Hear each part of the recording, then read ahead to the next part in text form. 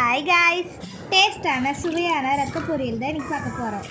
ஆட்டு ரத்தத்தை 4-5 வாட்டி நல்லா கழுவி ஓரமாக வச்சுக்கலாம்.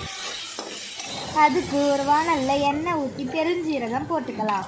அதுக்கப்புறம் பொடி பொடியாக நறுக்கின வெங்காயமும் பச்சை மிளகாவும் ஆட் பண்ணிக்கலாம். இது ரெண்டும் நல்லா வதங்கினதுக்கப்புறம் நல்லா கழுவி வச்ச ரத்தத்தை கையால் மிக்ஸ் பண்ணி ஆட் பண்ணிக்கலாம். இந்த ரத்த பொரியலுக்கு உப்பு போடக்கூடாது, ஏன்னா கடையிலே உப்பு மிக்ஸ் பண்ணி வச்சுருப்பாங்க. இதை தட்டு போட்டு மூடி 10 நிமிஷம் லோ ஃப்ளேமில் வச்சா ரத்த பொரியல் ரெடி ஆகிடும். இதுக்கப்புறம் தேங்காய் துருவந்தை ஆட் பண்ணிக்கலாம். கொஞ்சம் கருவேப்பிலை ஆட் பண்ணிக்கலாம். இப்போ ரத்த பொரியல் தயார். இந்த வீடியோ உங்களுக்கு பிடிச்சிருந்தா லைக் பண்ணுங்கள், ஷேர் பண்ணுங்கள், கமெண்ட் பண்ணுங்கள். மறக்காமல் நம்ம சேனல் பிடிச்சா சப்ஸ்கிரைப் பண்ணிவிடுங்க. பாய் பாய் காய்ஸ்.